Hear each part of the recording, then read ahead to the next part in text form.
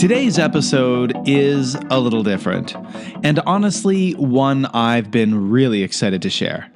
Here on Supernatural Japan, we spend a lot of time exploring the strange, the dark, and the unexplained side of Japanese history and folklore. But of course, Japan isn't the only place in the world where ghosts linger, legends take root, and tragic history leaves behind long shadows.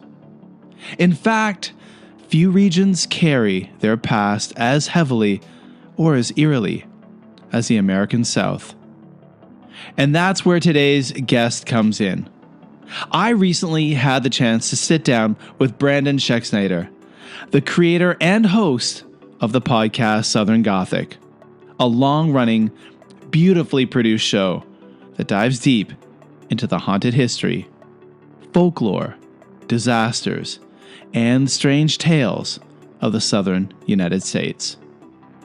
Southern Gothic began as a passion project, inspired by a love of storytelling, audio production, and the realization that so many of the South's most compelling stories live somewhere between documented history and whispered legend. Over the years, it's grown into one of the most respected podcasts in the dark history space, known for its rich sound design, careful research, and slow burn atmospheric style. Now, instead of just telling ghost stories, Southern Gothic digs into the real people, places, and events behind them. Plantations, small towns, forgotten crimes, tragic accidents, and the kinds of stories that never quite leave a place, even generations later. If you enjoy Supernatural Japan, there's a very good chance Southern Gothic will feel instantly familiar, in the best possible way. It's not about cheap scares. It's about memory, trauma, folklore, and the way history itself can become haunted. In this interview, Brandon and I talk about how the show started, how he approaches research and storytelling, the challenges of balancing history with legend, and why dark, regional folklore continues to resonate with audiences around the world. So, whether you're fascinated by the American South, interested in the craft of podcasting, or just love well-told spooky history, this is a conversation I think you'll really enjoy. Let's get into it. All right, folks. Well, we're here with another episode of Supernatural Japan, an interview episode, and I am very pleased this evening to be chatting with someone who I've been listening to for many years and enjoying his content immensely. This evening, we're chatting with Brandon Schexnayder of Southern Gothic. Thanks for coming on the show. Hey, Kevin. Yeah, thanks for having me. I appreciate it. Yeah, it's absolutely fantastic to have you here. I've been listening to the voice for many years. I've seen your still photos on your website in different places, but to see you, it's a bit trippy. It's neat. Yeah, isn't it funny? It's funny talking to other podcasters and on the phone or something sometimes, and you're like, wait, you actually interact back? Yeah, right. Like we actually, yeah. Exactly. We just before we started recording, we were having that conversation about how we've both been on Jim Harold's show, and Jim Harold is one of those iconic podcasters with such an iconic voice, who I've been listening to for years, and to actually then to see him on the other side of the computer was kind of surreal and odd all at the same time, you know. Oh yeah, absolutely. Yeah. Yeah. It definitely makes you feel. You said imposter syndrome, and I definitely am there with you. Yeah. Every time I ever sit in front of him. Yeah. But it's always so fantastic. So, Brandon, I was wondering if you could tell the listeners just a little bit about yourself, and if you could describe Southern Gothic to our listeners, a little bit about your show and what it's all about. Sure. Yeah. Well, Southern Gothic, it's a podcast. We explore the history, the hauntings, all the bad stuff that happens in the American South. Okay. So a lot of ghost stories. We do a lot of that, a lot of folklore, get into haunted places, do some real history. I mean, the American South's got its, its bad stuff happening. So certainly we do that. A little bit of old true crime, historic true crime, just about anything in that neck of woods. But, kind of the guiding light that Southern Gothic goes by is it's kind of, I try to take a story that, as would say here, like your mama told you growing up. And the one you heard that story about down in the swamp down there, and she said, "Don't go down there because they got them fee fillet or something like that, right?" And so we take those stories and we really look up the historical context and try and really get in the research and try and really find out, what's the truth behind the story, what's the historical context. Very much research based podcast. It's a history podcast at heart. And then, of course, we do it up with some sound design and all. I hate saying it this way, but everybody understands it. It's lore. If Lore and Radiolab had a baby, that's the goal. Nice. Right, Awesome. Yeah. I mean, I want to hear in a moment a little bit about that kind of journey you made into this podcast. And because I know myself, I've been in the podcasting game for a long time, not with this podcast, but for some of you guys out there listening, I cut my teeth with a podcast called the Just Japan podcast, which was kind of a travel lifestyle podcast that I started doing in 2013, I believe. And that had a big listenership, but it's very different than the supernatural stuff or the kind of folklore stuff. And for me, it was during the pandemic, while I had a lot of free time walking around, listening to podcasts, listening to Jim Harold, listening to you, listening to a lot of other things, a lot of true crime and this and that. I decided, hey, let's get into this genre myself, but also the connection to the thing I'm passionate about, Japan. How did you find yourself getting into the podcasting game? And can you tell us a little bit about the evolution of Southern Gothic from the infancy when you were just a little baby podcast to now where Yeah. Yeah. Well, look, I'm an audio engineer by trade. That's what my career was. Right out of college, went to college for, production technology. So I'm definitely a microphone guy. Definitely made a lot of my early career was working in recording studios in Nashville. Here, I'm actually my office here. It's on Music Row still. Oh wow, okay.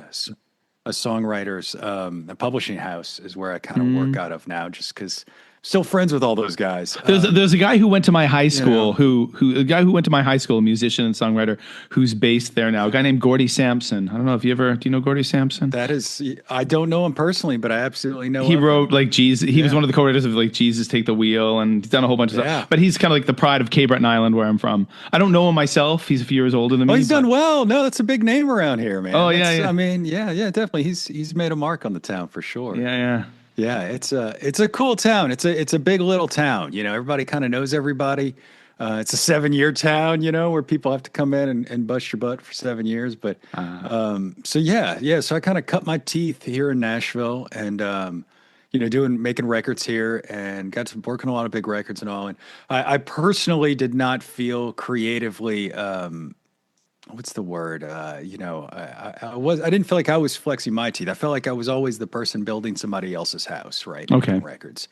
And a lot of my friends were songwriters, and they were making records for other people that were, for lack of a better term, were the that pop bro country at the time, right? As opposed to, they were all going home and writing Stairway to Heaven, and they're writing these, beautiful poetic songs, but yet they're, so there's around a lot of songwriters and stuff, a lot of people who are really into that craft and storytelling that way. And so it kind of evolved from there, fell in love with the genre early on. And then, I found my way into supernatural stuff by way of just being the weirdo from New Orleans, man.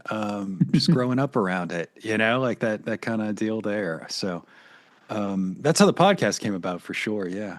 Yeah. Wow. Okay. So when did you begin it all? Like, when was the first episode? When was that birthed?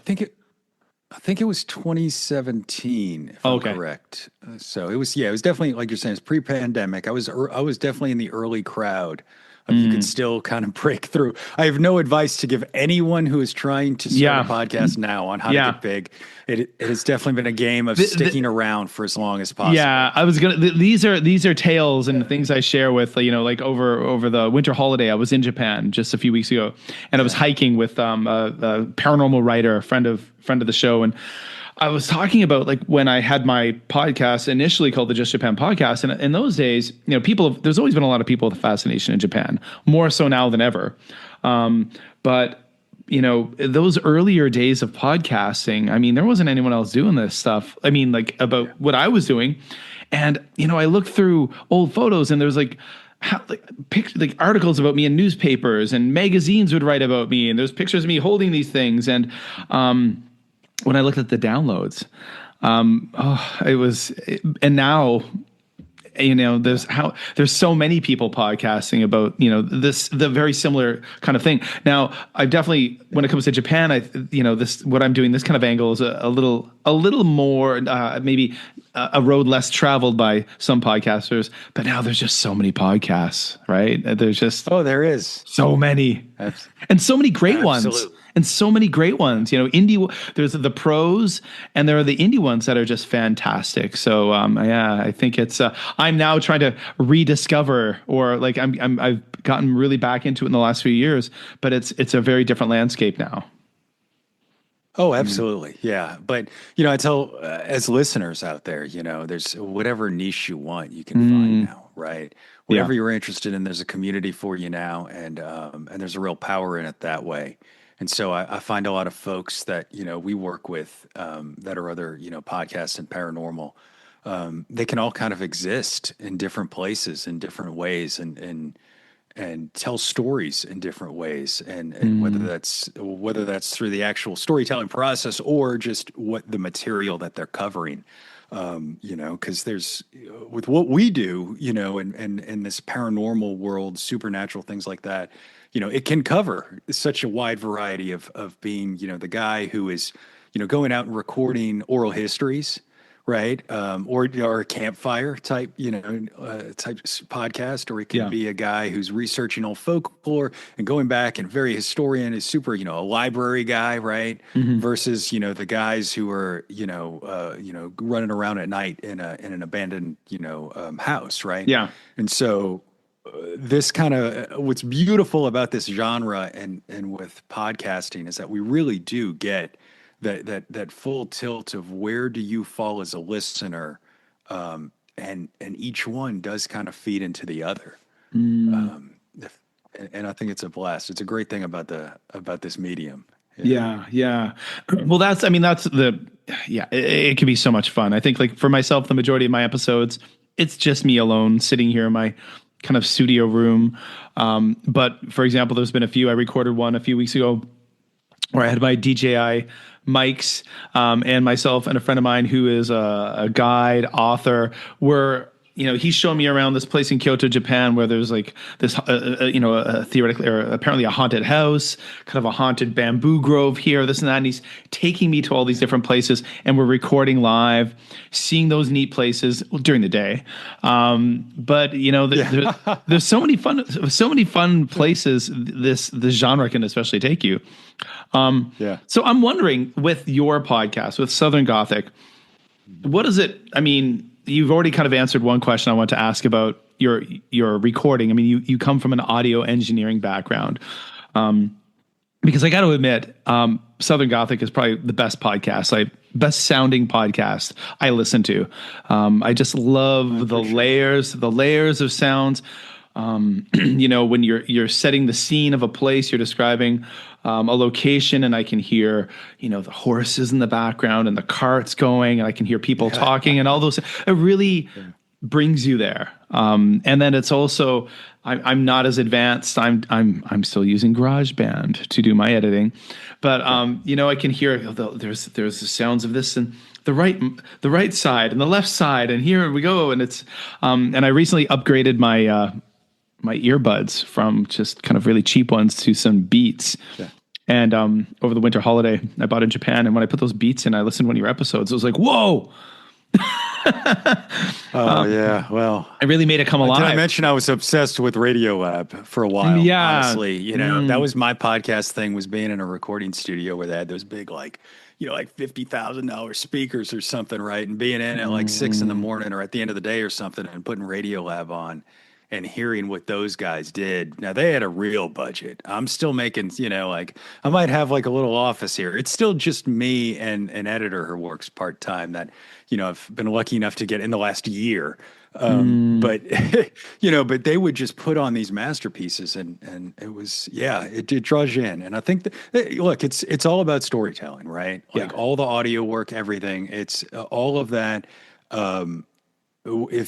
If it's not written in a way, if it's not told in a way that really draws listeners in, if it's not told in a way that, going back to the premise of like the way your mama told you, right? Like a joke. Like I want it to sound like a Southerner is telling you a story in that traditional tall tales, at least for a segment. I wanted to at least pull you in that way before we start giving you maybe like the vegetables in the meal, right? Yeah. And so it all kind of is meant to play on each other that way. But it's yeah, man, it's been a blast to do. So I really appreciate the compliment on that for sure. Yeah. Well, how does the process start? How do you, as I was explaining to a friend of mine yesterday who was asking me about an episode, and I said to him, like, I'm going to tell you a little bit about how the sausage is made, or take a peek behind under the kimono. So how is an episode of Southern Gothic? How do you come up with the idea? What does the process look like?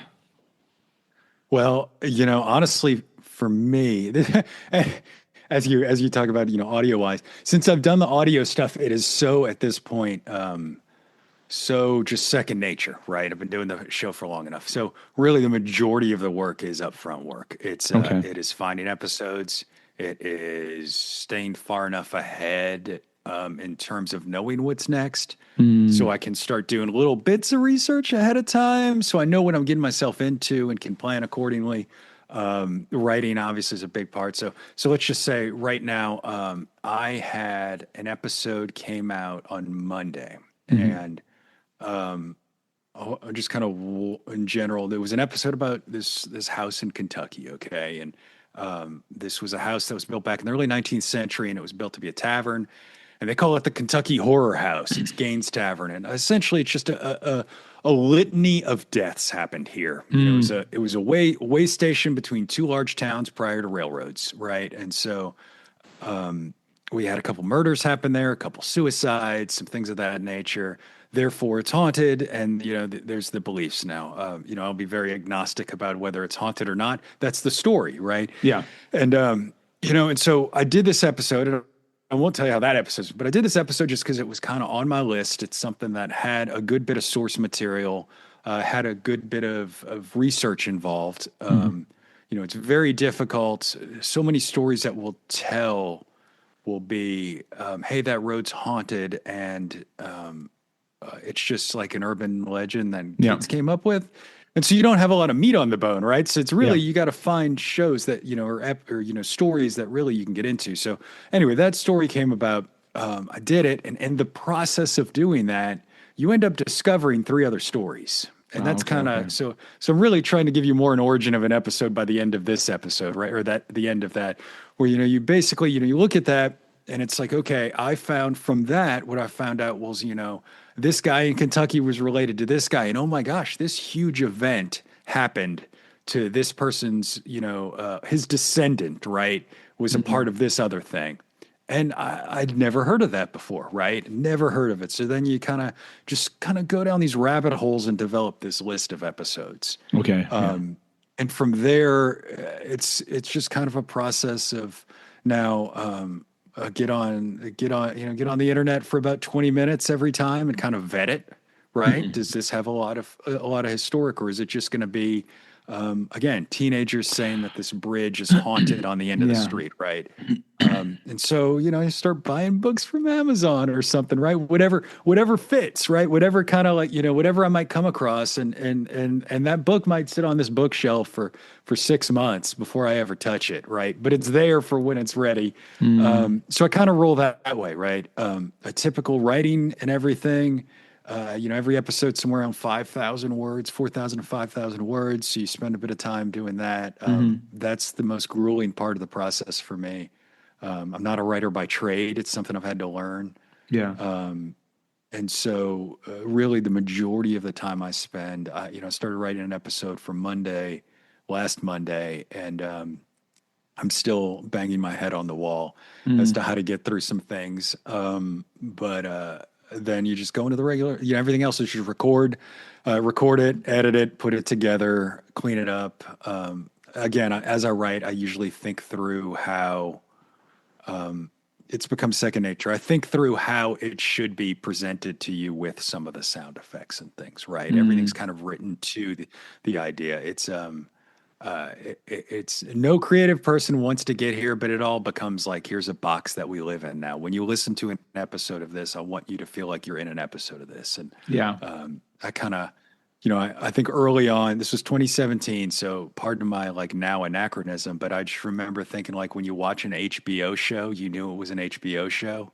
And I've always wanted to create something like that where, it didn't just sound like every other podcast. I wanted, as soon as you even heard the tone behind it, you kind of knew you were in this instead of that, But I don't know if that answered the question or if that just went around in circles. No, I just had a lot of work. I don't know. Yeah, it did. It absolutely answered the question. No doubt about that. And I assume too, like you said, your background is in sound engineering. That's the thing you've been doing for so long. So I'm assuming that that's like second nature for you, right? That's the kind of the easy part, the boom, boom, boom, Yeah. Yeah. It would really upset you at this point if you watched how fast I worked on that and how much you probably think is very intentional. That's just subconscious at this point. It wasn't always that way. It was not always that way, but but yeah. Well, I mean, I'm no sound engineer at all. I mean, I'm a primary school teacher by trade, but I know with my own little style of doing things, I'm able to do pretty quickly what I have. Yeah. Now, mind you, it depends on what's going on. Some days, if my brain isn't working well, I keep having to do take after take after take as I'm misreading my script or Japanese words, Japanese names. That can be rough. Definitely. That can be really rough for me sometimes. And sometimes I just, after like 5 or 6 takes, I'm like, screw it.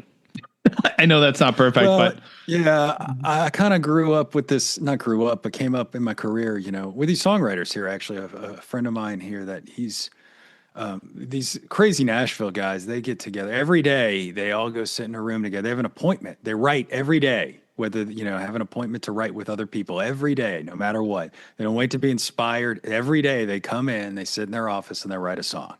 And, a friend of mine, people always want to know, how do you write so much, right? And he kind of was like, look, man, he's like, even on a day when I write a crappy song, I know at least now at this point, after 20 years, it's professional. Like it's at least a professional, it's at least a professionally done song. The chorus is in the right place with the right thing. And so I take that kind of a lot with what we're doing, at this point, like I said, I've been doing the show for long enough. If I go with my instinct, even if some days I do feel like I have, it's still there. We're still telling the story. We're still getting it out there, Okay, So, yeah. I'm curious, do you ever have a chance to go and visit some of these locations that you podcast about? Yeah. I love doing it. It's my favorite thing to do. Yeah, tell us a little bit about that. Maybe some that have stood out to you, some of your favorite places to go, some of the spookier or just interesting ones. Yeah, well, I wish I could do all of them. Obviously, it's just not a possibility. Now, granted, it's probably a possibility for me more than most since I am regional, right? But it's still, it's where I'm at now. It's 8 hours to New Orleans, so it's not like it's a quick trip. 8 hours to Charleston, 8 hours to New Orleans, so driving. Yeah. So, but yeah, I think there's nothing when you tell a story and you're really trying to capture where somebody's at. You're really trying to capture that. There's just being able to go is just and stand there and do it. And I always kind of learned this idea of the power of place. Okay, where if you were to go somewhere historic and you walk in the door of this historic building, right, and it just like is a place where it feels like the walls talk, Mm, right? yeah. That's that borderline. Like you don't have to believe in the paranormal, but yet you still feel that. Most people still have that kind of impact in places, and so definitely visited a lot. I was just thinking the other day we were talking about a place I went to on Edisto Island. I might be slightly mispronouncing that. Speaking of mispronouncing, it's right outside of Charleston, Okay. and so we drove out there. It was one of the first episodes that we did ages ago, and really got attached to it. It's a creepypasta. A woman by the name of Julia Legree is buried at this cemetery, and we pull up and just it is like you're entering a different world because a lot of the stories that I cover actually, I can cover New Orleans and Charleston and Savannah all day, but a lot of them are just out in the middle of nowhere, right? And Mm, are just so yeah. you're traveling out, and so we went to this one, and you just kind of pull up, and you're there in this. There's nothing more South Carolina low country, moss hanging old cemetery, walking through this cemetery, and it's like the same names because it was, two, three families owned, the majority of property here, and walking through this and seeing all the dates in the 1800s or, whatever that was at that point, and actually standing in front of this mausoleum that has this, just incredible story around it. Mm, You can't capture there's no way to capture the essence of it, and I don't even mean that from a ghost hunting perspective, and I know I kind of keep like I'll straddle this line again, folklore and ghost hunting, right? Just this idea of just being there and just being able to stand there and think that the true parts of this story, that I'm standing in this cemetery staring at this mausoleum, whether or not this ghost story existed or not, somebody was here mourning this person, and this person's remembered now because of this ghost story, and there's just yeah. all of these real human pieces that we can lose, and we could definitely lose that as well in telling ghost stories. We can lose the humanity behind it, do that, without going too much of an aside. Actually, speaking of cemeteries, right? Mhm. I'll give you a little bit more of the background why I chose this was, growing up in New Orleans, my parents were avid genealogists. Oh, And okay. so I spent a lot of my childhood, them dragging us up and down the Mississippi River to these like country cemeteries to do genealogy. Mm, So it was kind of like I was so used to going to cemeteries. It's something imparted in me there, right? But just recently, maybe about 2, 3 years ago, it might have been 3 years ago now, we went down to Atlanta. And there's a lake there called Lake Lanier that's become very yeah, yeah. popular as being a cursed lake. It's it's starting to hit the TV show circuit in Well, the yeah, last and a few lot of years. podcasts cover that. Even like a lot of the the bigger true crime podcasts, like Morbid Yeah, and stuff. Like a lot of people have done episodes for sure. yeah, Graveyard it's Tales. definitely. Yeah. Yeah, it's gotten really popular in the last few years, which is a whole other thing about how stories evolve. And we're Mm, actually watching a story evolve in real time with that one. But I can digress and go super nerdy there. But tell us, there's been this ghost story there for years, aside from this general, the lake is cursed, this ghost story of this woman or these two women who disappeared. They got into a car crash, or excuse me, they didn't. It wasn't a car crash. Basically, they went off a bridge in the middle of the night into the lake, hmm. disappeared. Nobody could find them. Okay, and for years nobody knew what it was. The children, the families and stuff actually thought that maybe they went away. It was two women that were driving, that they just ran and they just abandoned them or something, right? And so there was just all this stuff around it. But this sort of story came out because about a year later, a fisherman found one of their bodies floating in the lake, and they couldn't identify the body. Okay. So they have this unidentified woman. They think it might be from that. Who knows? They kind of put her, she's basically kind of buried and put in a local funeral home, helps out, whatever. She's basically, this unknown, body that's kind of taken care of. And for years it goes on, and the story gets developed of this lady in blue at the lake who shows up. We've got this ghost of this woman walking this bridge. Um, Cut forward to like the 80s. They're dredging up the water. They find the car. They find the other woman in the car, and now they can identify both bodies. Okay. So there's a much more dramatic telling to this story, of course. But just to move forward to my point about visiting places. So, we go out there, and the story's been told this happened in the late 50s. Story's been told about this lady in blue who haunts the lake, the bridge there, all this is haunted, all this. And the woman whose identity did not known is finally known, so they bury him. So we go to that cemetery to actually see the headstones of the two women who were involved in this now that they've been Okay. able to actually be properly laid to rest in the last 15, 20 years. Gosh, we're getting older than that. It'll be 30 years now. But it's so it's been there, right? And so we kind of find one. It was fascinating. We walk up to this other one. We find it. It was a little bit of a struggle using Find a Grave and everything, but we finally find the one of the unidentified woman. And, we walk up to it and realize on this headstone, there's this little trinket there on the headstone. And it says, "I love you, Mom." And so one of her children had put this on there. Now, her child had to have been in the 70s at that point, right? This happened so long ago, didn't even really know the mother. So in and of itself, it's kind of striking that way. But what was even more shocking to the gut there was, this person has heard the stories of this lady in blue, the lady of the lake, for years, and that was his mother. And that was, this kind of cross between the reality and the humanity of we're all telling this story about this woman, about this ghost.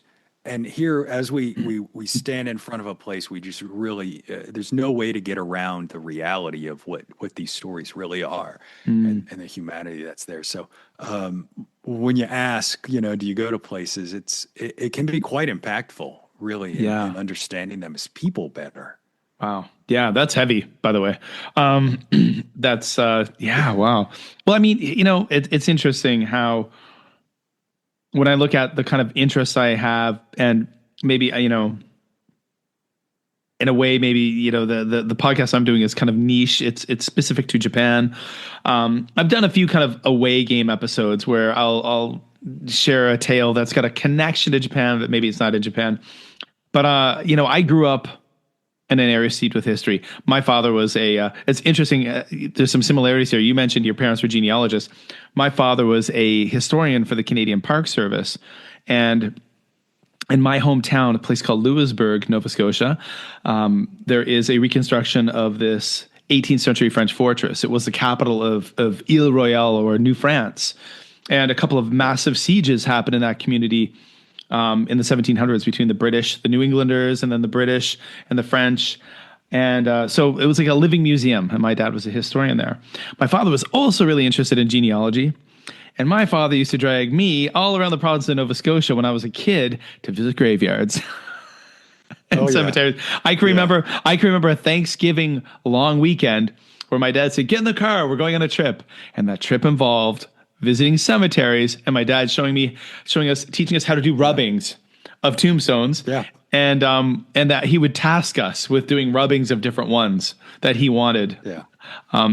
Which is interesting because now, as an adult, I'm like, I get the fascination. I get why that was interesting. I found myself, I was living in Malaysia for the previous 2 years. I was living in an island called Penang, which was a British colony. And I found myself sometimes exploring some cemeteries there. And I can remember one gravestone I found a few years ago, and I took photos of it, where it was the name of a young man who was of the something regiment of foot, so British soldier, and it said, "Murdered by bandits." And it was just like, whoa, what's the story behind that? Now, I never had the opportunity to go and find out, but there was a lot of fascinating stories in that cemetery when you just kind of walk through and read those stones. So I absolutely understand that the power that a place can hold. For sure. Yeah. Well, I tell folks, it's like there's nowhere else that you can go where literally every few footsteps there's quite literally a lifetime of stories sitting in front of you. Mm-hmm. And just especially, you're right, reading headstones like that, but I hate, now you can just get on Find a Grave or Ancestry.com, right? You could just Yeah. get moving that way. But yeah, there's something about those places. There's kind of like a peace and a bit of a like memento mori vibe to it, Yeah. and Yeah. Yeah. a bit of a there's so many different elements and layers to the kind Yeah. of cemetery. Absolutely. So speaking of things that are not just podcasting specific, like when I look at your website, I see, you do a lot of things. Everything from it looks like walking tours to overnight ghost hunts. There was a place I saw that last summer called the Night House, and you appear at Yeah. conferences. So one thing I'm curious about, because I've never had an opportunity to go to a conference, with regards to podcasting or spooky things.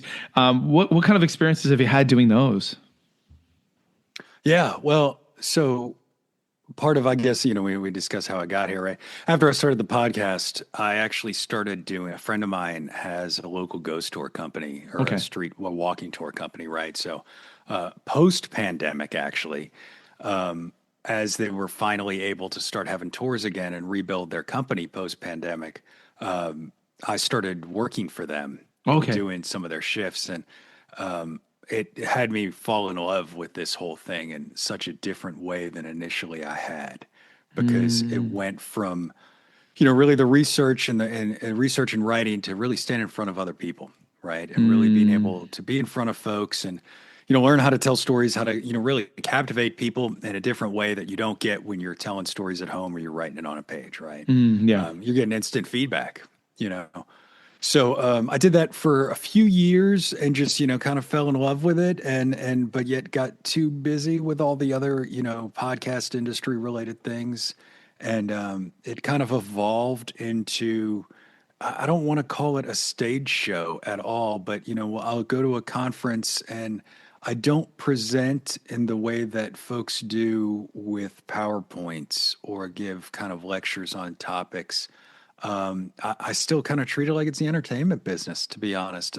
Factual, and it's still meant to be just as in depth and just as researched and just as much of a discussion. And I'll tell stories even about going to that cemetery or something. But what I will do is, it's kind of like if you were to go to a ghost tour on stage, Okay. if you were to have kind of a campfire type thing.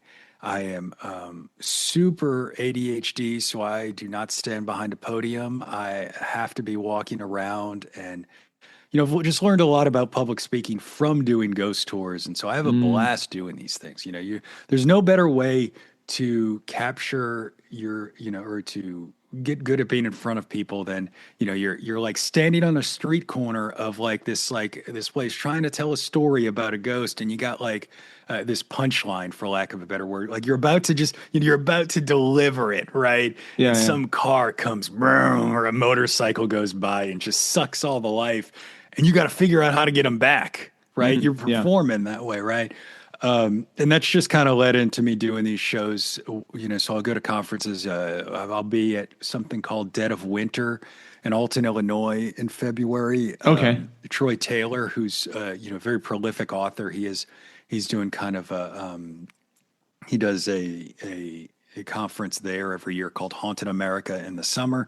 And Oh, then he okay. does one in the winter called Dead of Winter. Okay. Okay. So Cool. I'll be there.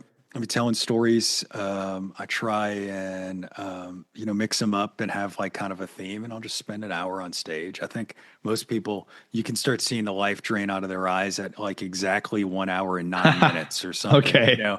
it's almost down to exactly. And I tell you, if you're 30 seconds under, they leave happy. If you're like 2 minutes over, they're like, oh, that took forever. Yeah, you got to play the So, audio. You got to understand that it sounds like my job as a school teacher. oh yeah, Like yeah. every day, it's like sometimes I got them, and then you can just see when like, okay, no, I'm talking too long. Change the topic, or Yeah. let's just move. Yeah, yeah, yeah. Yeah. Uh, So yeah, so dude, that's the conference, circuit, and some of those other events are just kind of, I just try and do things from time to time for yeah. fun. I still like doing tours, so every so often I'll just do like a special one. Okay. Yeah. I'll do, I'm currently, I was given tours, and it's called Franklin, Tennessee. It's Okay. just south of Nashville, about 20 miles. It's a Civil War town. There's a really large battle at the end of the war happened there where 10,000 people died, went missing, or were wounded in the period of 5 hours. Wow. So it's got a lot of, a lot of these buildings down there. And it's also, but the town square is quite literally where they film Hallmark movies, Okay. Okay. regularly. So it's very Disney World looking by day. And then we go tell about all the dark stuff at night. And what I do with these kind of special tours is I talk about a lot of the bad things that even the tourist tours do not. And I usually give one of those maybe every like 6 months or something, just to have a good time and meet some fans and do some stuff like that. And do some That's ghost very cool. hunts. That's very cool. I had to Google it, and I'm looking at that town square of Franklin, Tennessee, and wow, you're right. Like it is something from a Hallmark movie, but I guess Hallmark movies are filmed there. So, and I can see why. That is like when I think of the quintessential small town America as a Canadian, but the image in my mind, that's what I'm thinking of there.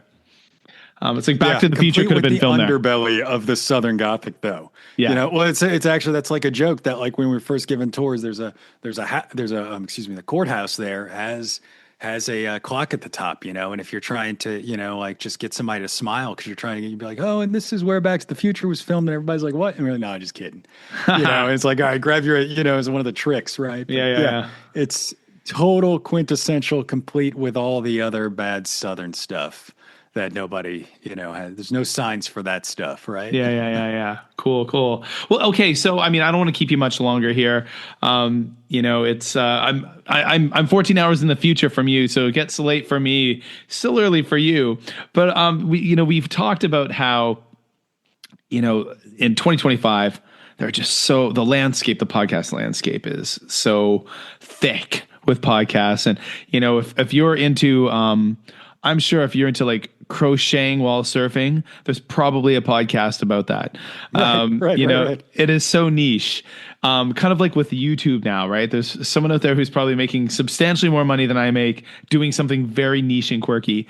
So I'm curious, what are some of the supernatural or paranormal podcasts that you listen to? I'm curious about your own, what you listen to when you're walking around, or what fills your earbuds, and what you recommend to myself and others.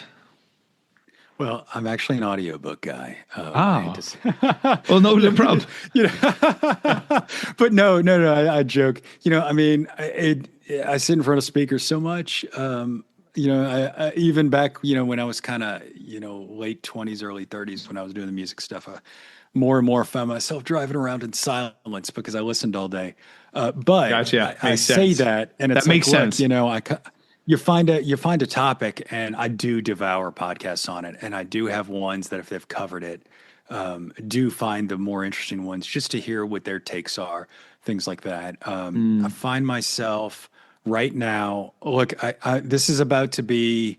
I'm very biased here. This is I'm about to tell you shows, but this is like an affiliate marketing link, right? No problem. So no problem. We represent a couple of shows on Southern Gothic. We have a network here, and so we do represent indie shows as well that are looking. And I usually find ones that I fall in love with that are beautiful, that have not really like been exposed to a larger audience yet. There's not like they really haven't had an opportunity. And so right now, I am absolutely enthralled with. It's called Weird in the Wade. Oh, okay. Yes. Yeah. I know this. Okay. So I was wondering about this because I saw their ad pop up in your feed on Southern Gothic. And about, I want to say like a year ago, there was a British guy who was always like, when I use like Twitter and like Blue Sky a lot to push out my show when new episodes come out. And there was for a while, this British guy who lives in Japan. And whenever I would tweet out an episode, he would always like tag Weird in the Wade. He'd be like, Weird in the Wade, you need to listen to Supernatural Japan. Maybe sometime you could talk to Supernatural Japan or this or that. And well, let's make that happen now. Now that we can come full circle, and we'll that's get very Matt interesting to come on your show sometime. Yeah, it's a beautiful show. It's beautiful show, and it's very much centered. You talk about regional. I mean, it is about her town, in the UK. I mean, Biggleswade, right? And, I mean, it's just beautifully done. She won an award at the podcast show in London. I can't remember the exact title, but she won something. The BBC. She's a part of She's on the BBC's Soundscape or Sounds, no, BBC Sounds. I saw that, right? And she yeah, also had BBC Sounds. I'm a huge Danny Robbins fan. Like I love Uncanny, that spooky podcast so much. I love everything he does. I just finished reading his book Into the Uncanny over my holiday, and I loved it. But I remember that she had him, I think, on an episode as well. She does just absolutely gorgeous work. Another one right now that I'm really been trying to expose to more folks. It's called How Haunted.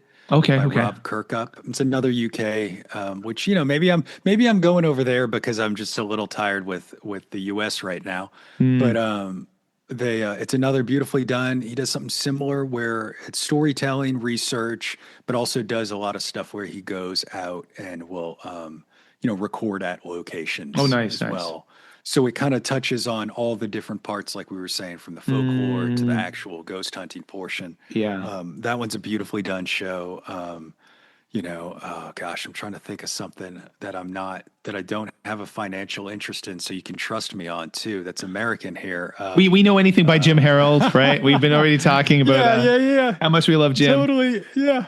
There's just like, gosh, there's like so many great shows depending on, like we were talking about niche wise, like what part of it do you want, right? Yeah. Like, do you want the folks who are chatting about things, right? Do you want that, or do you really want straight up, storytelling top to bottom?